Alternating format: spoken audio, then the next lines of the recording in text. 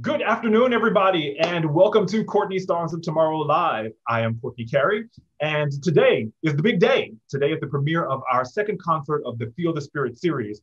And the second concert premieres tonight at 7 p.m. Eastern Standard Time on idagio.com, the place where classical music lives. And I am thrilled to introduce to you the stars of this evening's concert.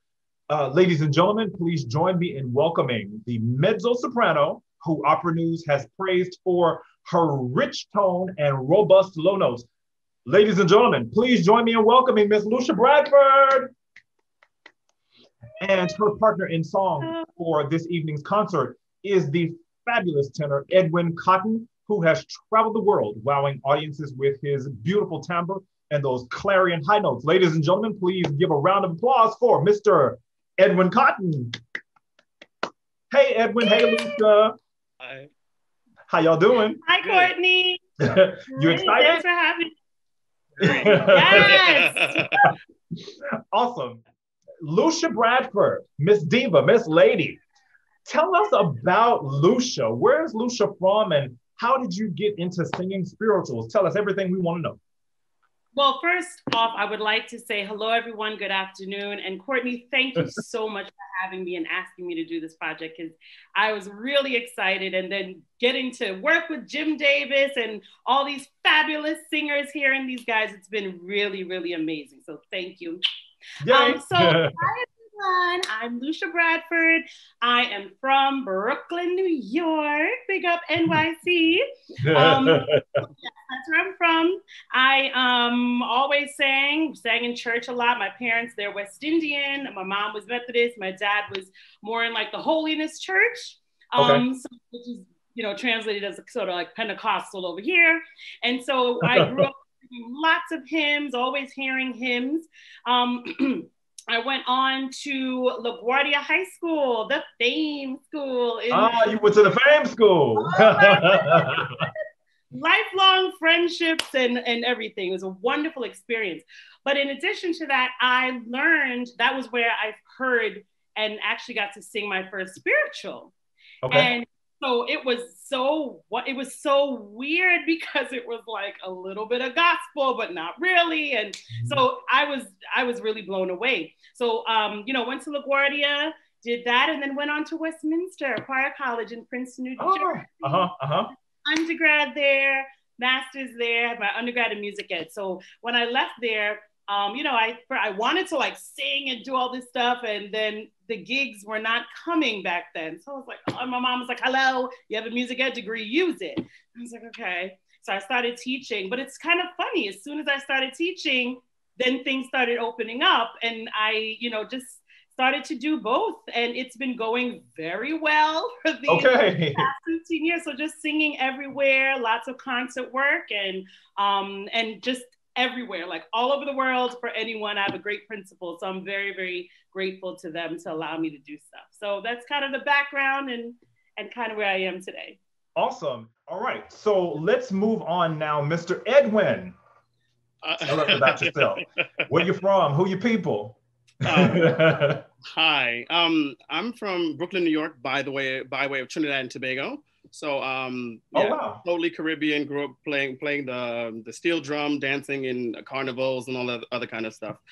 But my music journey began with the Boys Choir of Harlem. Really, I mean, when I was younger, I used to sing Patti LaBelle and Toni Braxton, all that other kind of stuff. But then Boys Choir of Harlem took me all over the world, singing and speaking different languages, and then that led to Morehouse College. Okay. And Go Morehouse, our alma mater. Yeah. And then after that, I kind of just took a detour and went to Europe and was in Paris and Luxembourg and all these places singing Porgy and Bess, doing some small things. And then, life kind of went this way and that way, Las Vegas.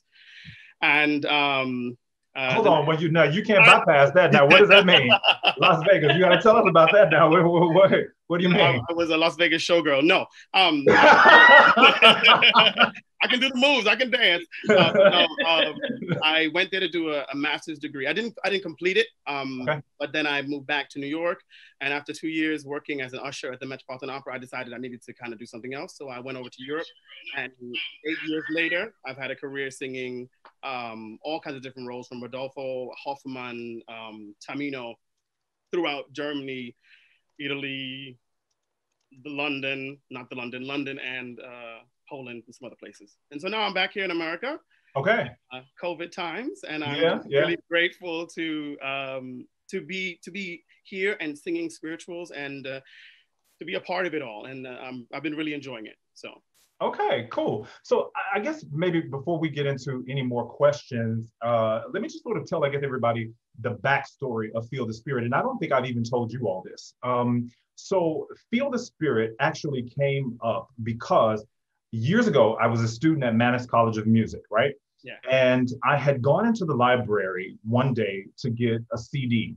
I was about to do a masterclass with Nico Castell, the late Nico Castell. It was a diction masterclass. And I needed an audio recording of as many recordings as I could get of the language that I was going to be singing, because I didn't want to mess up, because everybody knows Nico was like, he was the man. Yeah. And so I was in the line to check out to get the CD, right? And in front of me, there was someone checking out, and then the librarian and this person were engaged in a really robust conversation about a recital that was coming up. And the recital that they were talking about was Kathleen Battle's recital. And it was going to be a recital. It was she had done one the year before with Ted Taylor, who was my coach at the time, as her accompanist. And she was coming back to Carnegie Hall to do another recital, and it was a recital of spirituals. And so this is what the librarian said, with, mind you, me just standing about 1.5 feet away. Why would I pay to go and hear her sing spirituals? I'm not going to that. That was what I heard. And that stuck with me for now 15 years. And I think spirituals, for one reason or another, get a bad rap. And I can't really quite figure out why that is. Because some of the most extraordinary music that I've heard are actually spirituals, And so I sat down one day and I decided that I would put together a series that would be dedicated to the performance, study, and preservation of the Negro spiritual. And so that's how Feel the Spirit was actually born. And I don't think I ever even shared that with you all, that little story. That was how it all sort of came about.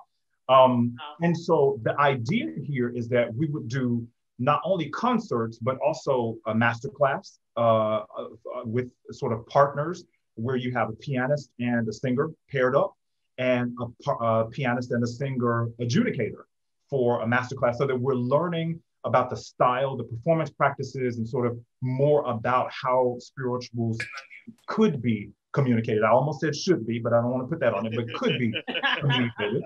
Right. And then to do also 2 concerts, one of which would be a chamber music concert, because what people may not realize is that there are a lot of spirituals that are set for chamber orchestras, string groups, brass ensembles. So spirituals, sort of cross disciplines. And then the final performance of the whole series was to be a performance of my Christmas cantata, and it was going to be performed at the Apollo Theater in Harlem, New York. But then we all know what happened. Yeah. Corona. But it's okay, because the Lower Manhattan Cultural Council that has helped fund this series has been very generous and allowed us to all extend our projects beyond sort of the original scheme of time that we were going to be putting our projects together and putting them in front of the public. So it's been great in that sense. And I remember the day I wrote Lucia to ask if she would participate in this program. And I was nervous about it. But as soon as she responded, I was like, it was wonderful. And so Lucia, if you could tell us a little bit about the repertoire we're going to hear from you tonight, and how you chose the songs that are going to appear on the program. I just want to backtrack a little bit. So okay. I grew up singing gospel music. Okay, and I too am from a West Indian family. My family is Antiguan. Both sides. So I grew up, my mom was Methodist. My dad was more in the Pilgrim Holiness, which is sort of like Pentecostal. Yeah.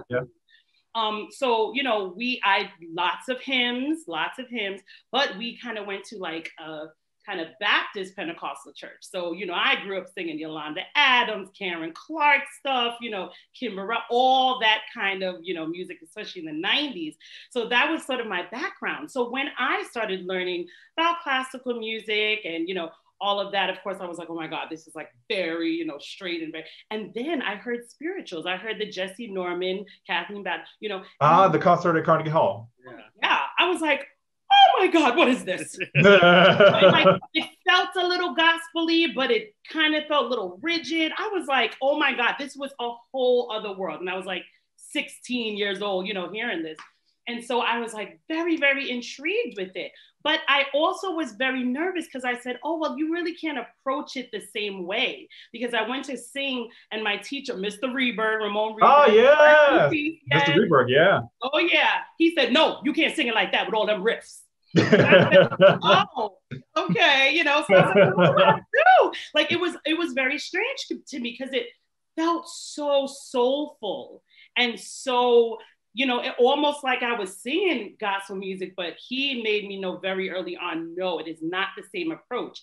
And so when we went into the rehearsal and it was Courtney and I, and we were talking about Burley's Wade in the Water. Now I did that in like college, my teacher gave it to me freshman year. It's pretty simple, right? In terms of like, it's a good first one to give a student. And so, of course, I kind of, me with my background, I kind of always wanted to do stuff. And of course, like people kind of say, well, at the end, you can sort of make it your own. Yeah. And take it up higher and, whatever. So I always did that. But when I worked with Jim and we were in the room, I said, I don't know. And we talked about like the approach. And then we really looked at the music and how he said it.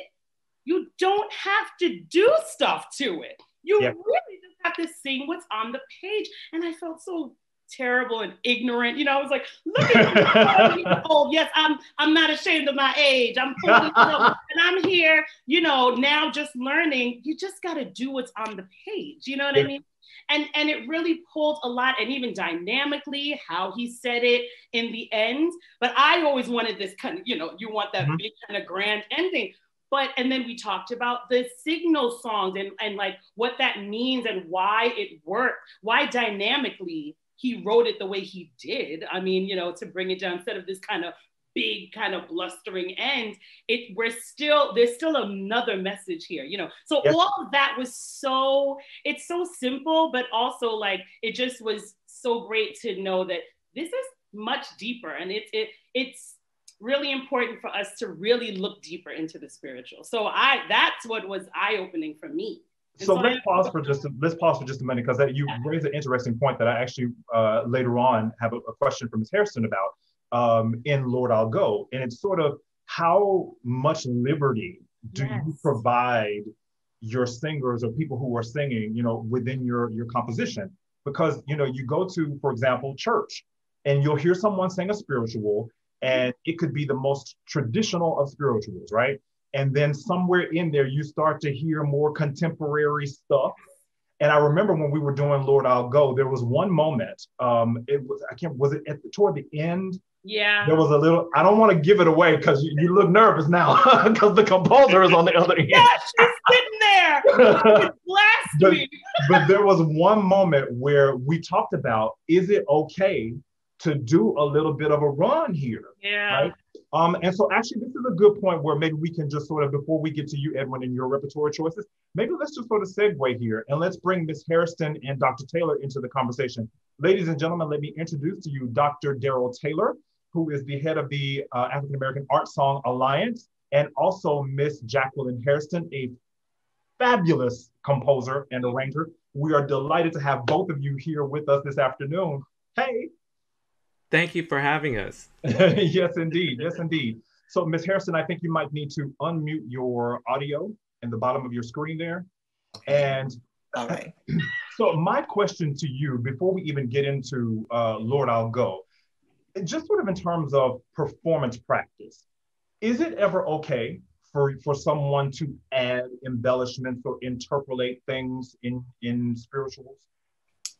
How do you feel about that? It always, to me, depends on their background. I always like to give singers the discretion of coming up with their own expressionisms, especially if they already have a good ear and a sense of what the training is. Okay. So, and I try to make that statement at the very beginning of every arrangement that I've done. You're free to use your own tasteful discretion of the arrangement so that it fits exactly where you're coming from. But I was very fortunate in having Dr. Taylor sing this melody to me. I think he said had been sung by his grandmother. I'll let him share that part of the story, especially of the one that I did in tribute to him. So Darryl, would you please share that piece? Well, so Jackie and I, Jackie, please call me Jackie. Jackie and I met in Oakland, and we hit off right away. We had our mutual friend Robert Sims, who great baritone, connected us. Yes. And I shared with her a spiritual that we used to sing at the conclusion of our service, which was always for the invitation to discipleship. Lord, I'll Go. And I said, I've never heard a setting of it. I've heard some people sing it a cappella, but I had never heard, and I had done a setting of my own, a choral setting of my own, but I was really interested in how she would set it. And so we were sitting in her car there at was it Denny's or some diner? Yes. And it has several verses, and so it says, Lord, I'll go, Lord, I'll go. If the Lord wants somebody, here am I, oh Lord, send me. Maybe motherless, Lord, I'll go. Maybe friendless, Lord, I'll go. If the Lord wants somebody. So it has many, many verses, and so to cut to the chase, I said, Lord, I'll go. Lord, I'll go. If the Lord wants somebody, here am I, oh Lord, send me. Thank Dr. Taylor. She recorded that. She recorded it and on a cassette recorder. And next thing I knew, there was this phenomenal arrangement that meant so much. It means so much to me, and has meant a lot to audiences. It has just this. Jackie's arrangements have this intangible something, this je ne sais quoi that reaches across and grabs you, and it's not just showy. It's spirit. It's spirit infused, and so it goes to the truth of the setting of spirituals. So I think now would be a great time for us to play a little bit of it. I'd like to play a little bit of Dr. Taylor singing Miss Hairston's setting of Lord, I'll Go. Okay.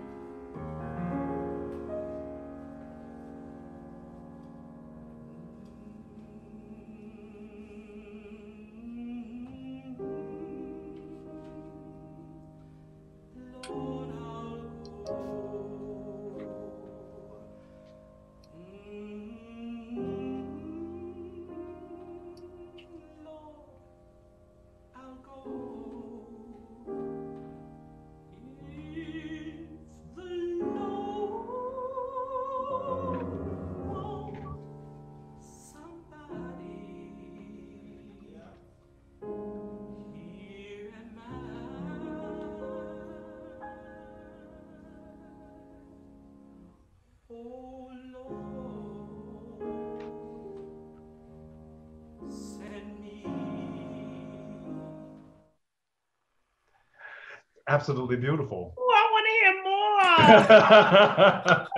hear more. It's absolutely beautiful. So, Ms. Hairston, can I ask you a couple of questions? So the first question I have is just for any of our viewers who may not know this. In addition to being a renowned composer yourself, you are related to a gentleman who is very, very important to the spiritual. Can you tell us who that is and why he's so important? Is that Jacqueline Hairston? Yes, indeed. Yes. You know, when I first met Justin, I didn't realize there was any kinship at the time. I was working on my master's at Columbia University, and he was teaching this course, and I had seen something that he had done, and it might have been Mary's Little Boy Child. Uh-huh. And I thought, I got to meet this man because the spelling of our last name, it happens to be the same. So I walked up to him. I said, Dr. Hairston, my name is Jackie Hairston. He said, how you spell your last name? Hairston. He said, well, we got to be kin. How'd you get to be a Hairston? And I said, well, actually, I married a Hairston. He said, well, is your husband a musician? I said, no. He said, well, forget him. He said, from now on, it's you and me.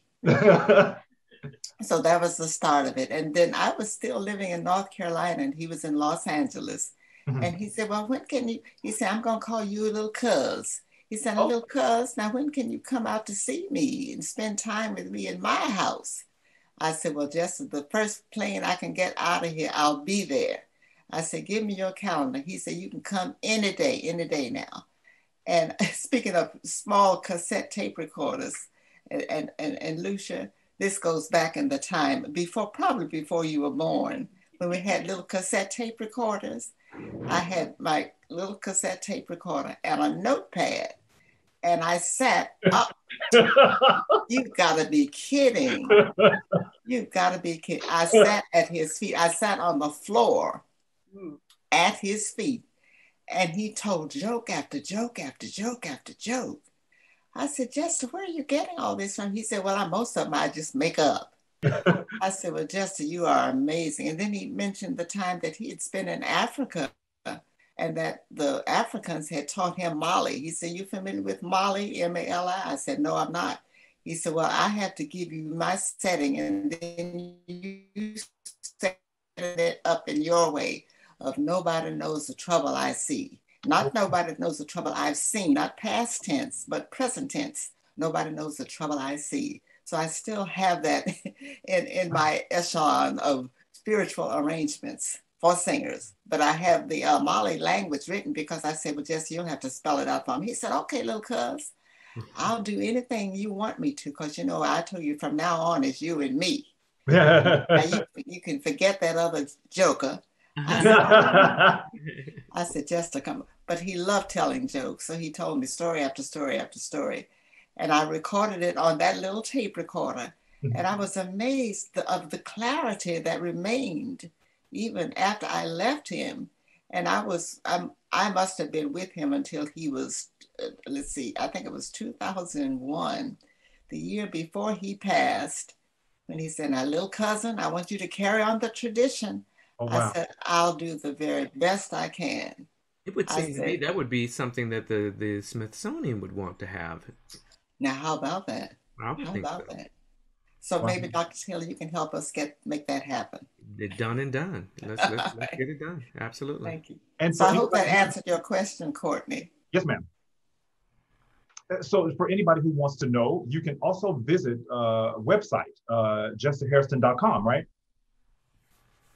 Of jesters or jesters? Yeah, is that his website or is that yours? You know what? It has been passed around so many times. It has gone through so many changes that now what I have to put on when people ask me, I say that my newest one is under construction. Okay. It's under construction right now. Okay. Very good. Fair enough. But her arrangements are popularly available through classical vocal reprints, and you can get. I was actually just about to mention that with Glendower Jones. Yes. Oh, yes. Absolutely. Thank you. Yes. Yeah. Including L'Oreal Go, which is in a collection of spirituals that was compiled and edited by Philip Harris. Oh wow. Okay. So when you sat down to write, not only maybe ask it a different way, Edwin. you chose a range of music in your program as well. But I think sort of unique to the program is that your music is more the traditional vein, with the exception of one arrangement, and that is Lord, I Don't Feel No Ways Tired, which is also arranged by Miss Hairston. So can you tell us why you chose that piece? Like how, because we went back and forth a little bit about repertoire. You'd actually sent a list and then changed from that list to something else. So how did you come to that spiritual? And then I have some questions about that piece too for Miss Hairston. Okay, let's see. Well, I'll try to digress from Darryl's piece, which, see, most of my music. Miss Hairston, just 1 minute, just 1 minute. I want Edwin to answer real quick and just tell us how he chose the piece. Thank you. Lawrence Brownlee had a concert at the beginning of this year. I think it was also, there was also a lot of spirituals in it, and I don't remember the baritone that sang it, but a baritone sang it, well-known baritone, and he sang it. Reggie Smith.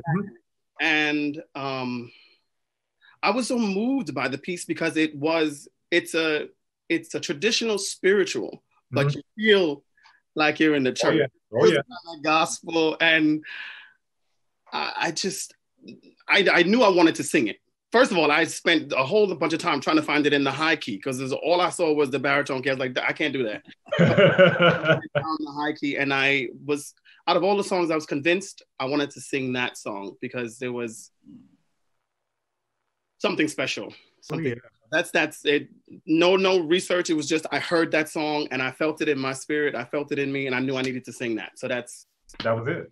So, Ms. Hairston, my question to you about that is because, as Edwin just said, it sort of blends some styles. You get some of the traditional, like straight up legit, this is a spiritual shown up.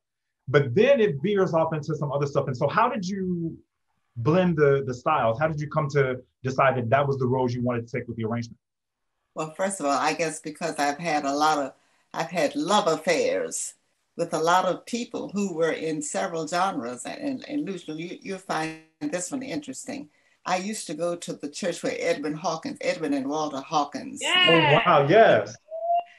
And I loved what Edwin did with music. And Edwin did something one time that was actually recorded and then performed by not only the Oakland Symphony Orchestra, but the Oakland Symphony Chorus. And I was so impressed. And I said, Edwin, I've got to interview you. He said, why? Why do you want to interview me? I said, I want to know what your background is. He said, the background is the church. I said, well, excuse me. I said, well, what about your training? He said, it's all in here. He pointed to the heart. It's all in here. It's all in the heart. He said, I don't have any training other than how I hear it. And I have another person in Los Angeles who can transcribe what I hear.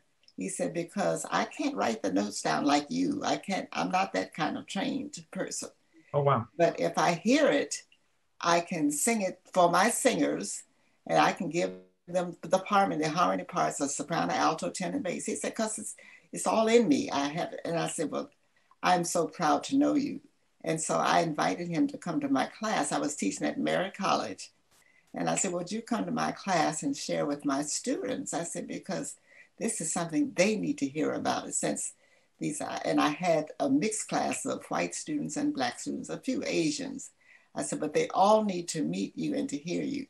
He said, okay, I'll come. So he came with one of these schoolboy hats on his head. And I said, I like that cap you're wearing. He said, well, it's called Bad Hair Day. I said, okay. But anyway, that was my experience with the gospel, because I thought what he did was so unlike anything I'd ever heard. And then because of my previous training, my mother had been working on her master's at Columbia University, and she found out that there was a special course at Juilliard for gifted kids. And she says, I'm going to put you in that course. And I think to this day, it's called the pre-collegiate division at the Juilliard School.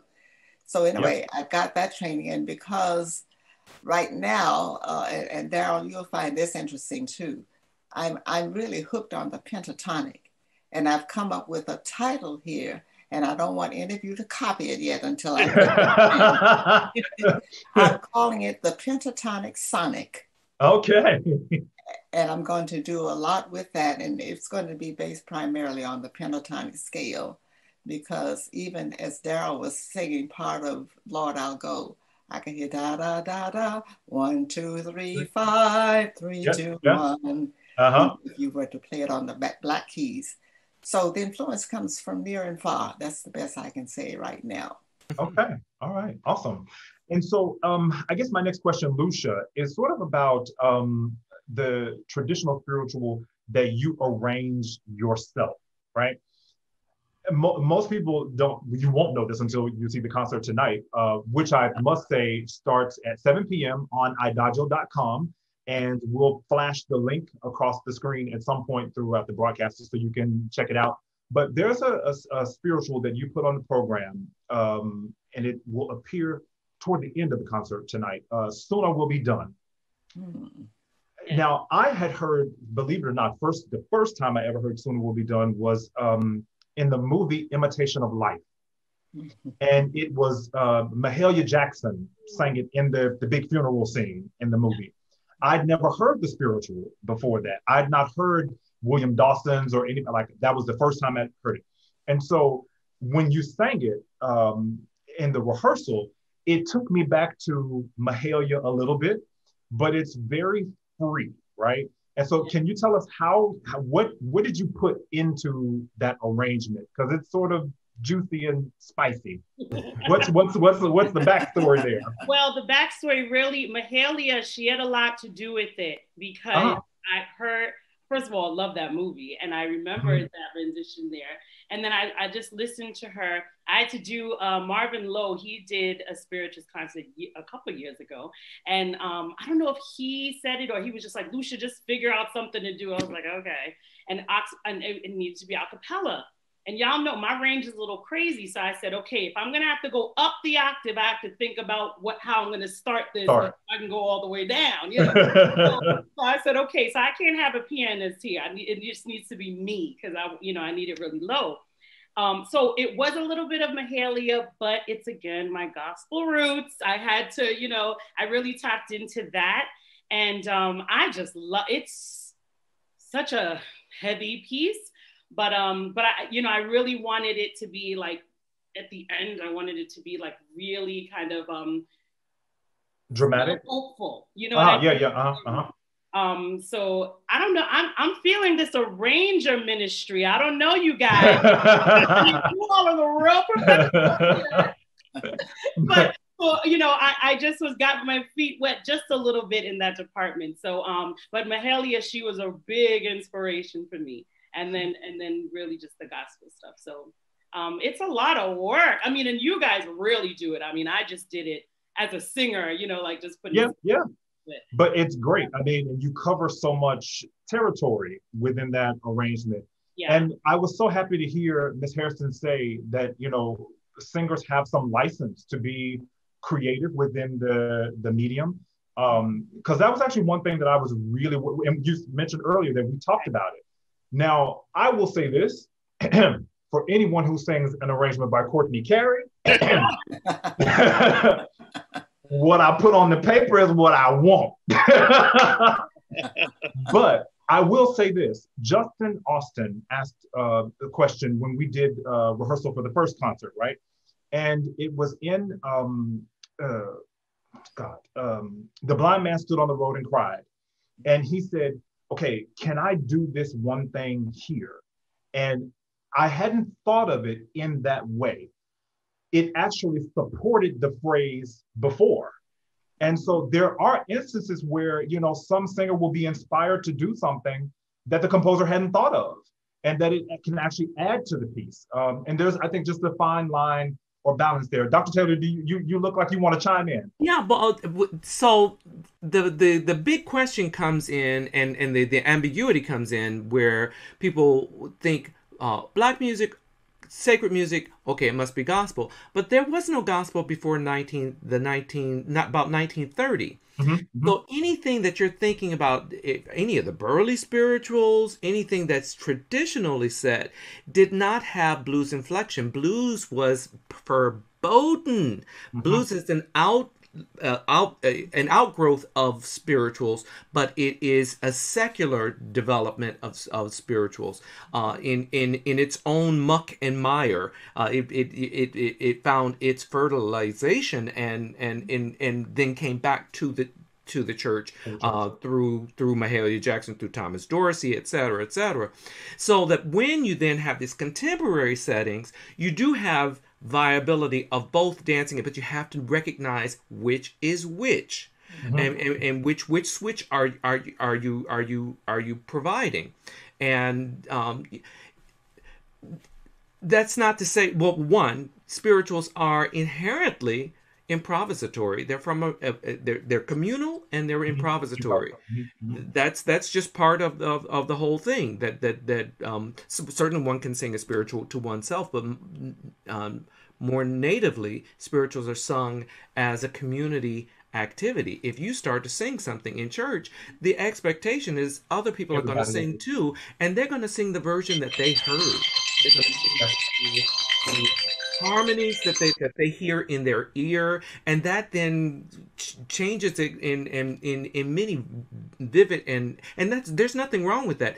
I mean, if you connect it then to lining out a hymn and those sorts of things, lining out a hymn will never be the same in any two performances. It's inherent, it's endemic to it that when the hymn is lined out, it has a certain free flow about it, and if it doesn't have that, then suddenly you're doing something different from that. So I don't know. I mean, I struggle with that, but I very often, if someone were doing, if a student of mine were doing Margaret Bond's, He's Got the Whole World in His Hands, I really get irritated when I see Whole World in His Hands and it says anonymous. I said, well, wait a minute. The Slaves in the Fields did not go ba da ba dee da da do ba bo be do be do be do ba ba ba ba ba ba ba. That's original material. That's Margaret Bond's. There are some thematic themes that she puts in there where he's got the birds and the bees right in his, and there's a response that's in the thing. If you're not doing it in a certain way, then you're going to miss the supportive stuff that's in the thing. However, Margaret Bonds didn't write a high D at the end of the whole world. Many people do it, and we all have come to expect it. We come to expect it because the people that soldiered that. The first one I ever heard was Battle. I don't remember anyone before Battle putting a high D on Whole World, but everybody thereafter kind of feels like, okay, well, no, she did it, I can do it. Right, exactly, and so it becomes part of the tradition. So would Margaret Bonds have said to Kathleen Battle, "Do not do that high D because I didn't write that high D"? Well, you didn't have Kathleen Battle's voice in your ear. Had you had it, maybe you would have, and maybe then it would have been a very different expression. So you raise an interesting point there because, and Lucia and I talked about this in one of the rehearsals where, if it's a spiritual that says traditional spiritual, right? And if it's just the melody, then you have freedom within that sort of melody to do whatever you want to. But if it's a concert setting by Hall Johnson, by Jester Hairston, by Jackie Hairston, by whomever, then, at least how we were taught, at Morehouse was you stick to what's on the page and you don't veer from that. But now you hear more and more performances where people are adding, little riffs here and there. And there is a part of me, just, with the gray hair, so I can say, I'm old enough to be a little bit stodgy. But there is a part of me that sort of stiffens up a little bit when I hear that. It's just because you want to honor what the person wrote. I'll give you this as an example. Ms. Hairston, my community choir sang your arrangement of Fix Me Jesus, right? Oh, okay. And if I remember right, it was dedicated to Kathleen Battle, and I think she sang it or something. Yes. So true. I have a soprano in the choir who, beautiful soprano, Miss Davis, if you're watching, hey. And there was a moment where she was about to do a run, and I literally, I have this, my eyebrow goes that way. And I didn't want to stop the moment and the emotion that she was feeling, but my first instinct was, no, that ain't what the lady wrote. She wrote this, and you have to sing that. Mm-hmm. So I said that to say that it's good to know that there is some flexibility within the medium. Edwin, I want to talk to you about one very special composer, and I couldn't do this conversation and not talk about this particular gentleman. And all of my Morehouse classmates will know whose name I'm about to mention.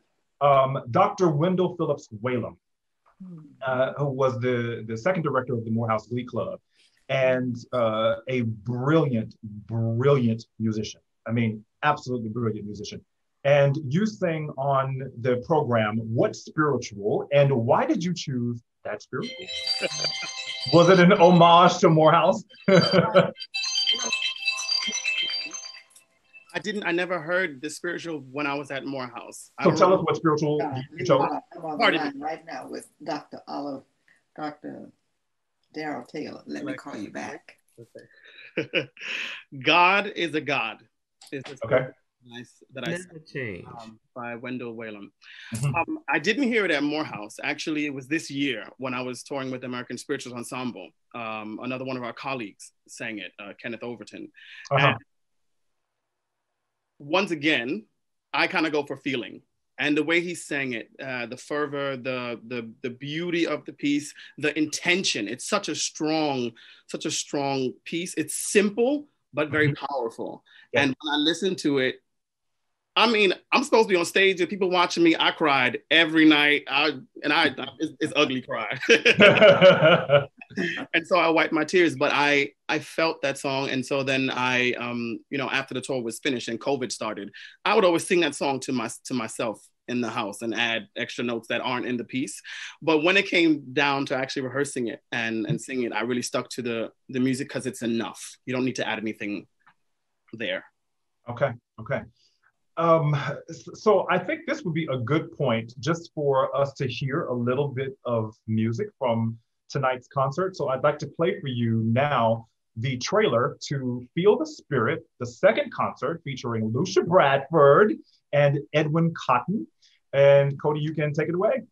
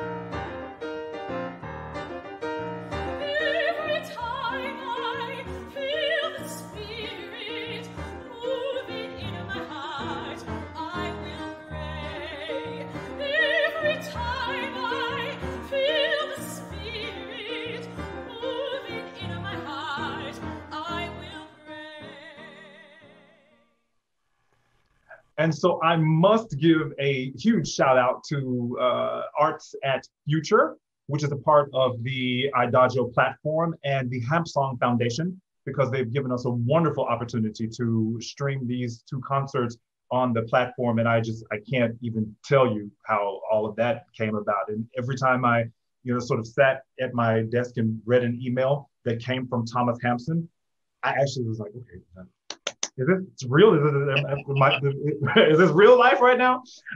So it's been just wonderful working with everyone at Idajo. And I have to also thank the Lower Manhattan Cultural Council that funded Feel the Spirit, as well as Columbia Community Service. And Ms. Hairston, you'll know Columbia Community Service because they are a part of the larger university and sort of their benefactor arm. And so they provide grants to Harlem-based, or I should say Upper Manhattan-based performing arts organizations to do programs. And they were wonderful and have been very supportive of Feel the Spirit. And I'm very happy to have had the opportunity to hopefully bring spirituals to the ears and the eyes of some folks who might not have had access to it otherwise. Ladies and gentlemen, it is just about that time. We've had a wonderful hour, and I can't thank you enough for tuning in to this wonderful conversation with Miss Jacqueline Hairston, Lucia Bradford, Dr. Darryl Taylor, Edwin Cotton, and myself. Everybody say bye. Can I say something very quickly before you turn off? Yes, ma'am. Please do. I went just before Jessie Norman passed. I saw, this was in San Francisco, where she was to do a concert, and I couldn't wait to go to meet her. And so I went to the concert and expecting to hear spirituals, Lucia, and I thought, oh, I can't wait to hear her sing. And when she opened her mouth, guess what she sang? No spirituals. She said, I'm going to sing everything from the Great American Songbook. Oh, wow. Yeah. And I thought that was very interesting. She did not one spiritual.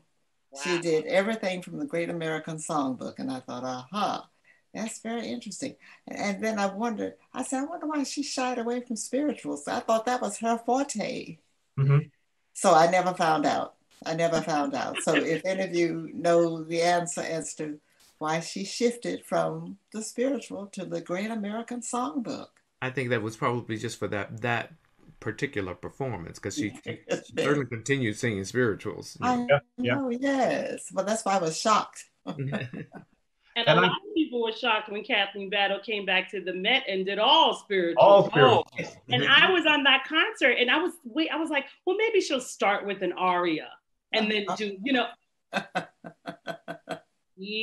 she really, really, I mean, it was so fantastic working with her. It was crazy. Like, I was like, oh my God. So it's all interesting, right? Yeah. Really, Courtney, I want to add one more thing. When you mentioned your having been at Morehouse, mm-hmm. and who was your great leader there at the time? My director was David Morrow. Okay, but who else worked with David Morrow? Who preceded David Morrow? So there's lots. Wendell Whalum, U.Z. Brown Jr. Okay, Wendell Whalum. Uh-huh. I was so impressed when I heard his arrangement of Guide My Feet. Yeah. That gave me the incentive to do my Guide My Feet. Oh, wow. I had heard him, and I mean, I had heard his arrangement, and mm-hmm. I thought I have to remember this because I thought Morehouse College had made great contributions to the field at the time. So I commend you for being part of that tradition. Bless you. Thank you very much. All right, ladies and gentlemen, I think that's where we will stop for this afternoon. Again, thank you so much for tuning in. And please go to idajo.com and tune into tonight's concert featuring Lucia Bradford and Edwin Cotton at 7 p.m. Eastern Standard Time. Okay. Thank you, everybody, and have a great afternoon. Thank you. Cody, take it away.